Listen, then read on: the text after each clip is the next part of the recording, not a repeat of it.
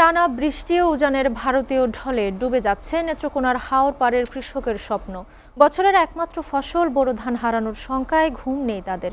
বৈশাখের অতিবৃষ্টি তাদের কাল হয়ে দাঁড়িয়েছে। তবে কৃষি বিভাগ বলছে এখন পর্যন্ত হাওরের ৬৫% ধান কাটা হয়ে গেছে।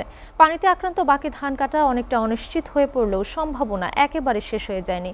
তবে হারভেস্টারের বিকল্প হিসেবে প্রয়োজনীয় শ্রমিক না থাকায় কৃষকরা বেশি বিপাকে পড়েছে। নেত্রকোনা থেকে দেবল চন্দ্র দাসের পাঠানো তথ্য ও ছবিতে ডেস্ক প্রতিবেদন।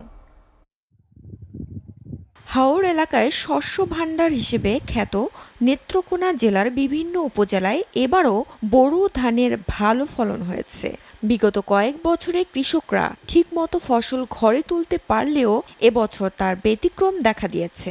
টানা বৃষ্টি আর ভারতীয় ঢলের কারণে নিজ এলাকায় পানি জমে হাওরের অনেক ফসল তলিয়ে যাচ্ছে। অনেক জায়গায় ডুবো ডুবো অবস্থা, ফলে উঠতি পাকা ধান কাটতে পারছে না কৃষক। চোখের সামনে তলিয়ে যাচ্ছে তাদের সারা বছরের স্বপ্ন।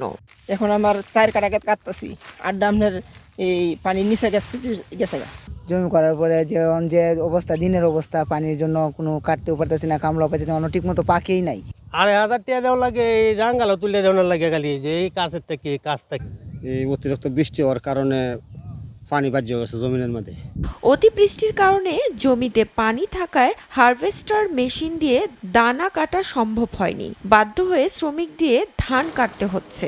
হারভেস্টার দিয়ে কৃষকরা এবারও ধান কাটার আশায় থাকায় এবছর হাওরে শ্রমিকের পরিমাণও তেমন নেই। ফলে বেশি অর্থ দিয়েও ধান কাটার বাড়তি শ্রমিক পাচ্ছে না কৃষকরা।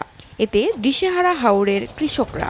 কাটার মতন কিন্তু বাউ নাই, ডুবাই আলতাছে ক্ষেত। সেকেলে 2,000-3,000 টাকা কাটা জমিন কাটাইতে চায়। এই জমির মধ্যে হয়েছে ফ্যাট পানি, কোমর পানি, এখন তো মেশিন চলে না, মেশিন দিয়ে কাটা যায় না। হাওরে বৈশাখের প্রথমার্ধে 65% ধান কাটা হয়েছে।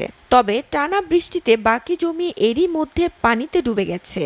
আক্রান্তের পরিমাণ আরো বাড়তে পারে বলে আশঙ্কা কৃষি কর্মকর্তাদের। নিমজ্জিত জমি আমাদের এ পর্যন্ত 2215 হেক্টর হয়েছে এবং এবং আমরা যদি কালকে হয়তো আমাদের আরো কিছু রিপোর্ট আসবে, সেক্ষেত্রে নিমজ্জিত পরিমাণের সংখ্যা আরো বেশ বাড়বে। এবছর জেলায় 1,85,000 হেক্টর জমিতে বোরো ধানের আবাদ হয়েছে।